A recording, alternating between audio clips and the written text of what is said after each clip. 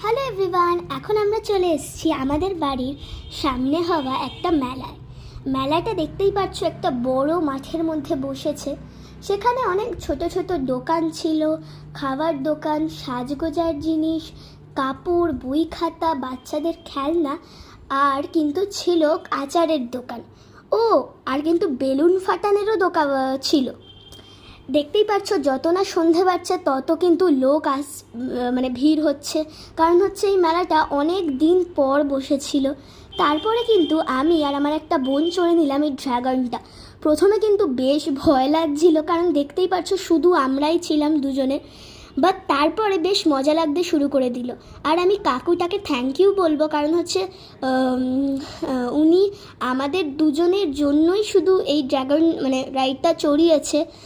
সাধারণত এরকম মানে হয় না, কারণ শুধু আমরা একাই ছিলাম। তারপরে এটা করার পর কিন্তু আমরা করে নিয়েছিলাম একটু ট্র্যাম্পোলিনে কিন্তু আমরা বেশ লাফাচ্ছিলাম। আর লাফাতে লাফাতে আমরা পুরো মাঝে মাঝে পড়েও যাচ্ছিলাম। আরেকটা বাচ্চা ছেলেও আমাদের সাথে ছিল।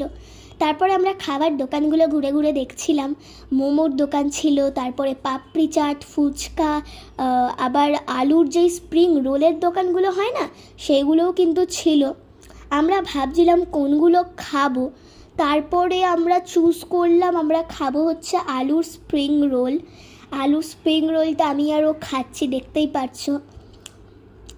তারপরে আমরা ভাবলাম পাপড়ি চাট নেব 1 প্লেট, কিন্তু পাপড়ি চাটটা আমি আরও একটু একটা চামচই খেয়েছি, কারণ হচ্ছে অতটাও আমার ভালো লাগেনি পাপড়ি চাটটা। তারপরে আমরা কিন্তু ভাবলাম যে কিছু একটা কেনা যাক। আমি কিনলাম আমার চুলের জন্য একটা পুঁতি দেওয়া ক্লাচার। প্রথমে ভেবেছিলাম একটা অন্য ক্লাচার কিনবো, নর্মাল একটা ক্লাচার, বাট যেহেতু ওইটা আমার আরও আছেও, তাই জন্য আমি একটা নতুন পুঁতি দেওয়া ক্লাচার কিনলাম, যেটা আমার নেই। তারপর কিন্তু ও একটা স্ট্যাম্প কিনলো। আর দেন আমি আমার একটা ভাইয়ের জন্য এরকম একটা শিপ কিনলাম। শিপটার মধ্যে পেছনে দড়ি দেওয়া আছে, আর ওকে মানে ওরকম করে টানলেই কিন্তু ওটা চলতে শুরু করে দেবে। আর কত রকমের এরকম কিন্তু জিনিস ছিল।